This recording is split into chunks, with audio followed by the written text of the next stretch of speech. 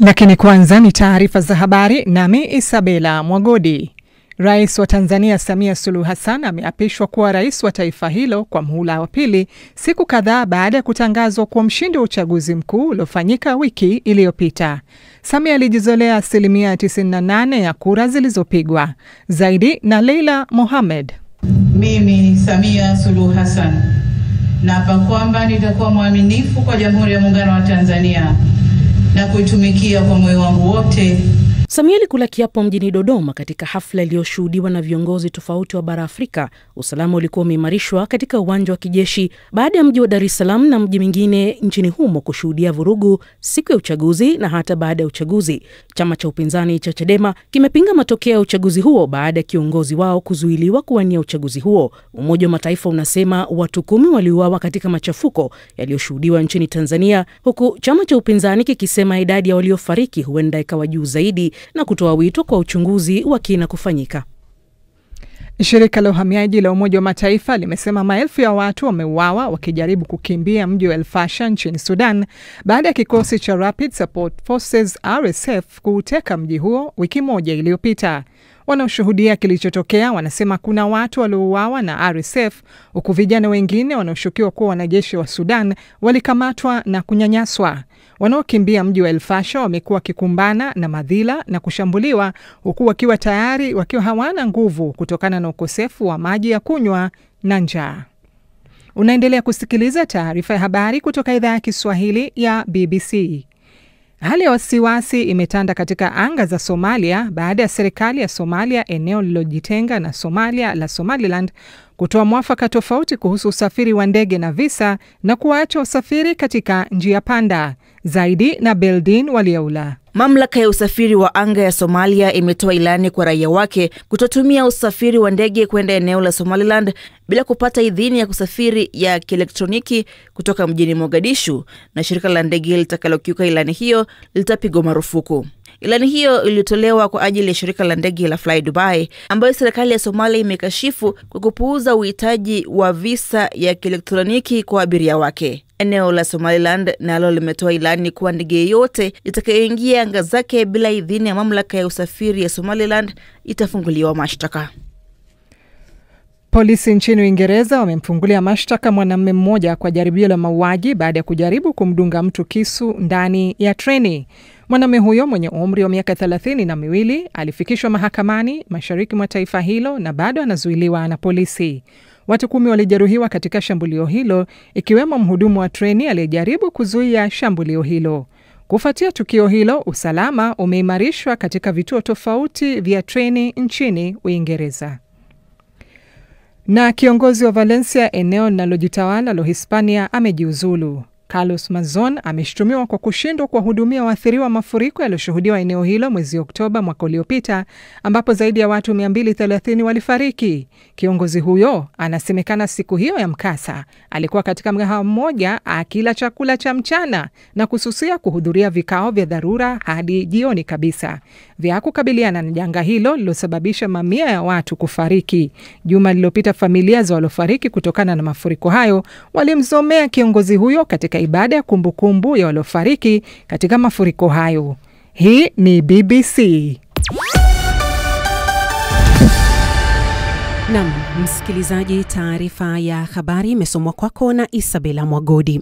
Haya ni matangazo ya Dira ya Dunia kutoka idhaa ya Kiswahili ya BBC.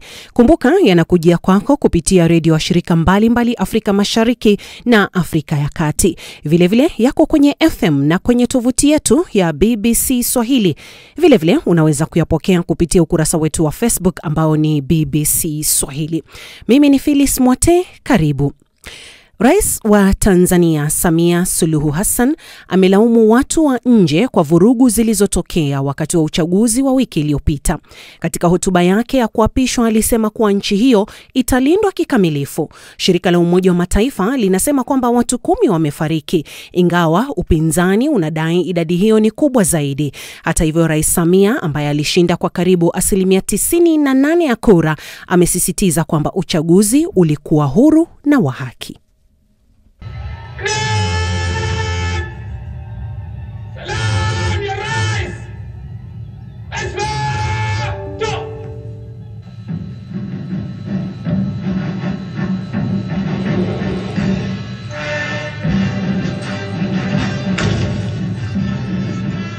Rais Samia Suluhu Hassan leo ameanza rasmi mhula wake na wa mwisho wa miaka 5 kama rais wa Tanzania baada ya kula kiapo katika hafla iliyofanyika katika uwanja wa kijeshi jijini Dodoma karibu na ikulu ya Chamwino. Rais Samia aliwasili katika uwanja huo muda mfupi tu kabla ya saa 6 za mchana, na mara alipowasili alipewa heshima ya kupigiwa mizinga 21 kabla ya kukagua gwaride la heshima lililoandaliwa na Jeshi la Wananchi la Tanzania.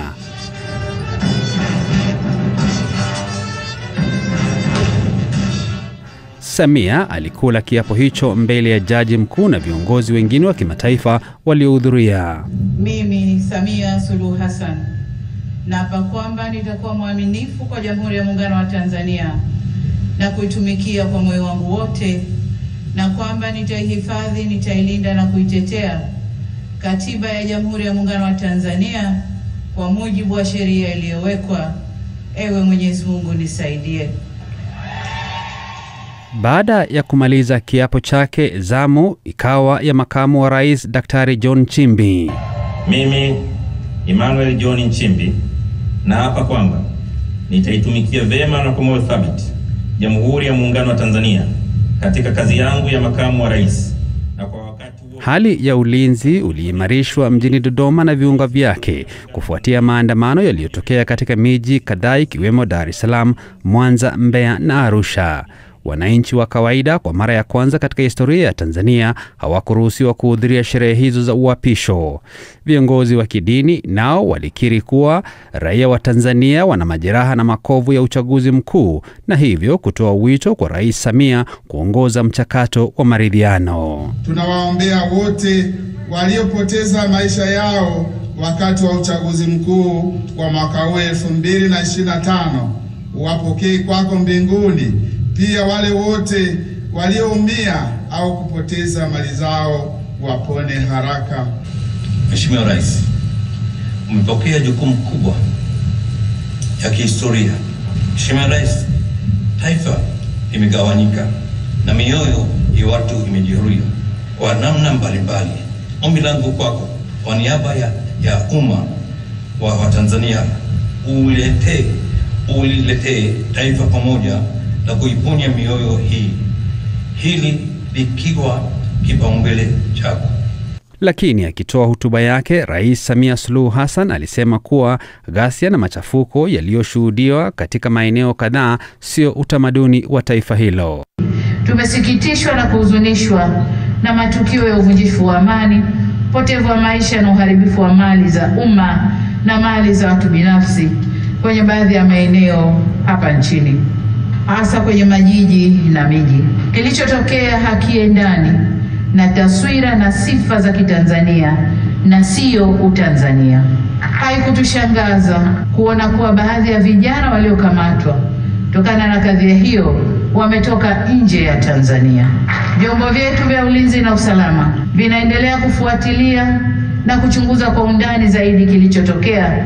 Kamati ya ulinzi ya kitaifa na kamati za ulinzi za mikoa na wilaya, na wataka muhakikishe kuanzia leo maisha ya wananchi yanarejea mara moja.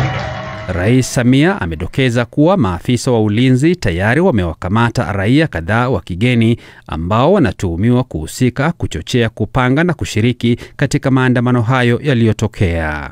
Nitumie fursa hii kutoa onyo kama mama, kutoa onyo kwa wale wote waliochochea uvunjifu wa amani, na nawataka watambue kuwa vurugu na uvunjifu wa amani huishia kupimana nguvu na uwezo wa kujihami, ila mazungumzo huzaa mshikamano.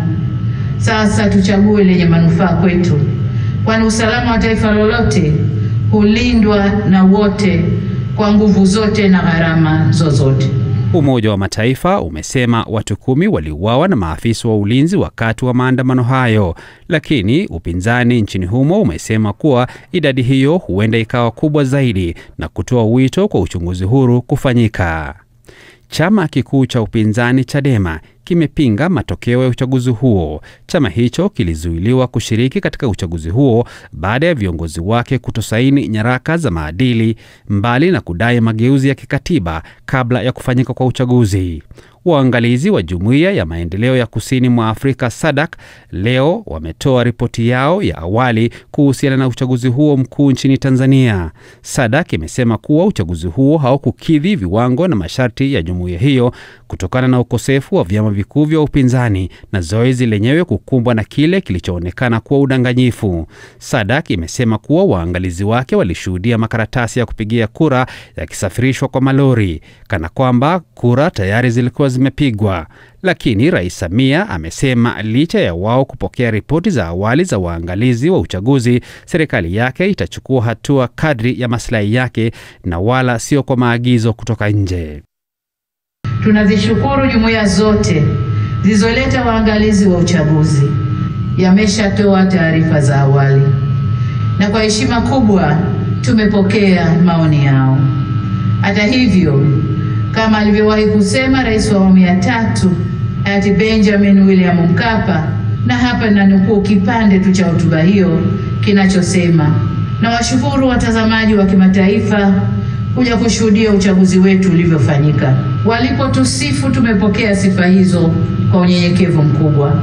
Tumesikia pia waliodhani hayakwenda sawa na mengine hata sisi wenyewe tumeyaona. Maagizo ya kutuelekeza nini cha kufanya tumeyakataa. Siku ya Jumamosi, Tume Huru ya Uchaguzi nchini Tanzania ilimtangaza Rais Samia ambaye aliingia madarakani mwaka wa 2021 kuwa mshindi wa uchaguzi baada ya kupata zaidi ya 97% ya kura zote zilizopigwa. Robert Kipto, BBC. Namna tukisalia huko ni kwamba viongozi kadhaa wa kimataifa wanaendelea kutuma risala zao za pongezi kufuatia kuapishwa kwa Rais Samia Suluhu Hassan. Rais wa Burundi Evariste Ndayishimiye ambaye alihudhuria sherehe hizo amesema kwamba ni matarajio yake kuwa ushindi wa Samia ni ushindi kwa Watanzania wote na kuwarai kudumisha amani, akisema kuwa amani haina bei. Kwa niaba ya Warundi na kwa niaba yangu binafsi ninakuomba upokee mapongezi yangu na dhati kwa ajili ya sherehe ya kuapishwa kwako kama rais wa Jamhuri ya Muungano wa Tanzania. Ningependa kuwapongeza ninyi raia wote wa Tanzania kwa jumla kwa namna mlivyopiga kura.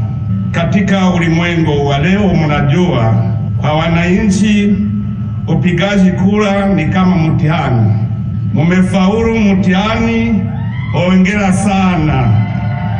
Mheshimiwa Rais, Warundi na Watanzania ni ndugu, na undugu huyo sio kitu kilichoanza leo, bali ni kabla hata kupata uhuru. Mheshimiwa Rais, amani haina bei, na Watanzania mmeelewa vizuri msemo huo, kwani kutoka zaidi ya miaka 60 Tanzania iliendelea kuwa mfano wa amani na utulivu, umoja na maendeleo.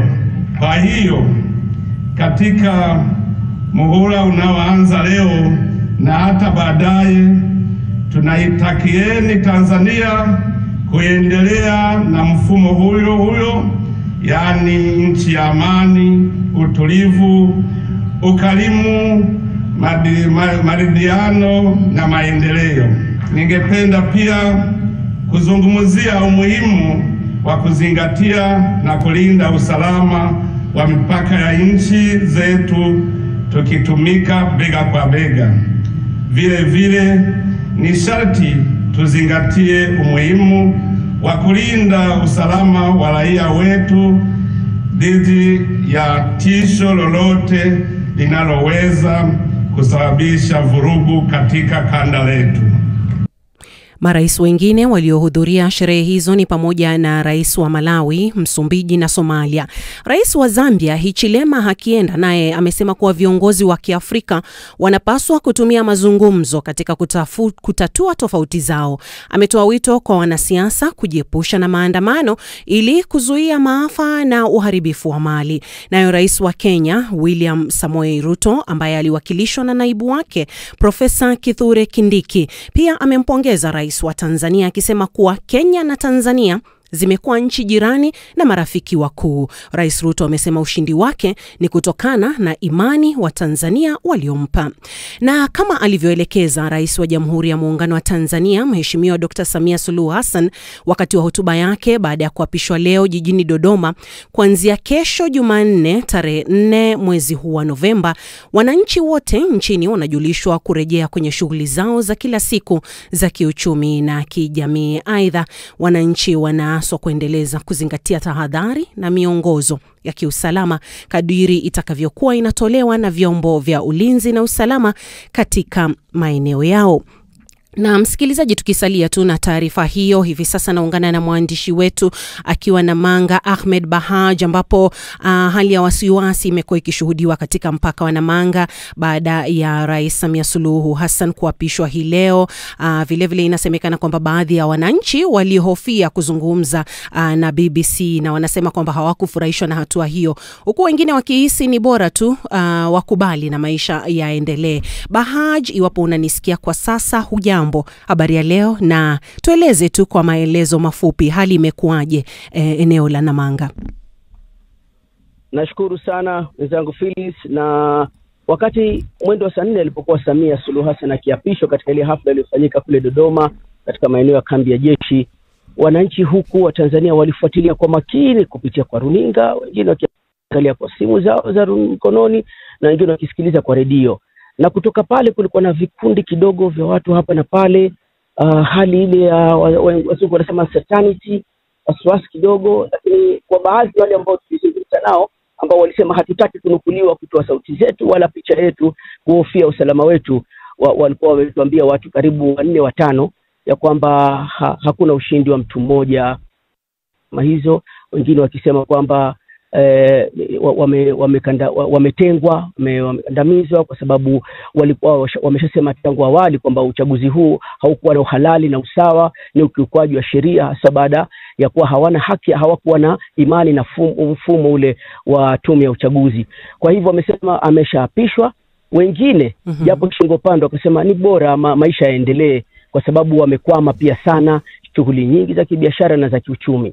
Bahaji, ukitaja shughuli za kibiashara za kiuchumi, je, hali ya uchukuzi vipi?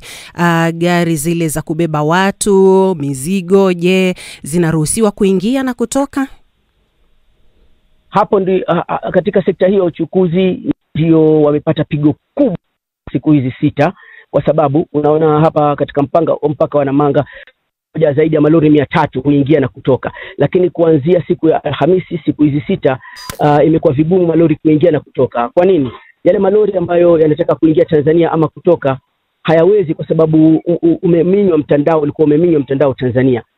Kuna stakabadhi zozote katika ukaguzi hapa. Kwa hivyo wamekwama. Alafu na malori yale kutoka Kenya kulikuwa na amri ile ya marufuku kabisa kutoingia Tanzania kwa sababu walikuwa wanahofia huenda wengine wakawa na agenda zingine za kuingilia katika masuala ya uchaguzi. Kwa hivyo hapa ni mrundikano mkubwa, hakuna kusonga. Lakini dakika chache kabla tuje hewani, Tanzania wametangaza kuachiliwa kwa kufunguliwa kwa mtandao, na tumeanza kuona kama mimi niko hapa mpakani kabisa katika eneo lile la ukaguzi na eneo la forodha, wa malori moja wameanza sasa Tanzania kutoa vile vibali vyao kwa sababu mtandao umefunguliwa. Shukran sana Ahmed Bahaj, mwandishi wetu huyo Ahmed Bahaj ambaye amekuwa amekita kambi huko eneo la Namanga. Na kama ulivyomsikia alivyotaja ni kwamba huduma za interneti zilikuwa zimeminywa nchini Tanzania, lakini kufikia sasa kuna watu wanasema kwamba wanaweza zipata. Lakini je, wakati huu ambapo huduma hizo zilikuwa hazipatikani, athari zake zimekuwa ni zipi? Naweza tu kusema kwamba kuzimwa kwa mtandao nchi nzima, hasa kwenye karne hii ya 21 ambapo tunasema dunia ipo kiganjani, ni pigo kubwa kwa uchumi wa kidijitali, hasa katika sekta mbalimbali ikiwemo sekta ile ya utalii, kwa sababu tunaweza tukasema kwamba internet ndio uti wa mgongo wa uhifadhi wa hoteli, lakini pia tiketi za ndege, malipo ya huduma na bidhaa mbalimbali, lakini pia mawasiliano na hata masoko kwa ujumla. Kwa hiyo tunapoona huku kukatika kwa mtandao kunasababisha kufutwa kwa safari za ndege, lakini pia safari hizi za barabarani na hata majini kwa namna fulani zinaathirika kwa namna moja ama nyingine, lakini pia kunapelekea kuporomoka kwa mauzo na hata kupotea kwa ajira za muda.